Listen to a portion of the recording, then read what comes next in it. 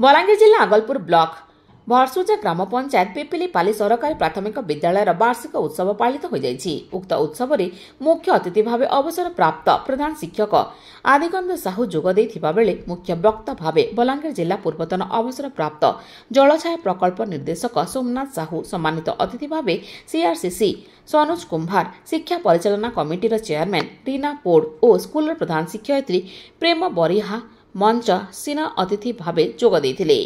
ସଭାରେ ପ୍ରଥମେ ପ୍ରଭୁ ଗଣେଶ ସରସ୍ୱତୀ ପ୍ରତିଛବିରେ ଦୀପ ପ୍ରଜ୍ୱଳନ ସହିତ ଧୂପ ଦେଇ ନଡ଼ିଆ ବାଡ଼େଇଥିଲେ। ଏହାପରେ ସଭା ଆରମ୍ଭ କରାଯାଇଥିଲା। ସଭାରେ ସିଆରସିସି ସନୋଜ କୁମ୍ଭାର ମଞ୍ଚକୁ ପରିଚାଳନା କରିଥିବା ସହିତ ଅତିଥି ପରିଚୟ ଏବଂ ସ୍ୱାଗତ ଭାଷଣ ପ୍ରଦାନ କରିଥିଲେ। ଏହାପରେ ଅତିଥିମାନଙ୍କୁ ଉପଢୌକନ ଦେଇ ସମ୍ମାନିତ କରାଯାଇଥିଲା। ଉକ୍ତ ବୈଠକରେ ସହକାରୀ ଶିକ୍ଷକ କରୁଣାକର ପାତ୍ର ବିବରଣୀ ପଠନ କରିଥିଲେ। 26 ବର୍ଷ ପୂର୍ତ୍ତି ଅବସରରେ ବାର୍ଷିକ ଉତ୍ସବ ପାଳିତ ହୋଇଯାଇଛି। ଏହି ସଭାରେ ଛାତ୍ରୀଙ୍କୁ ଶିକ୍ଷା, ସ୍ୱାସ୍ଥ୍ୟ, ଖାଦ୍ୟ, ବସ୍ତ୍ର, ବାସଗୃହ, ମାନବୀୟ ଶୃଙ୍ଖଳା ପ୍ରତି ଧ୍ୟାନ ଦେଇ ପାଠପଢ଼ାକୁ ଗୁରୁତ୍ୱ ଦେଇ ଗାଁର ନାମ, ସମାଜର ଟେକ, ସତ୍କର୍ମ, ସତ୍ମାର୍ଗ ଅନୁସରଣ କରିବା ସହିତ ବଡ଼ ମଣିଷ ହେବାକୁ ଅତିଥିମାନେ ନିଜ ନିଜ ମତ ରଖିଥିଲେ।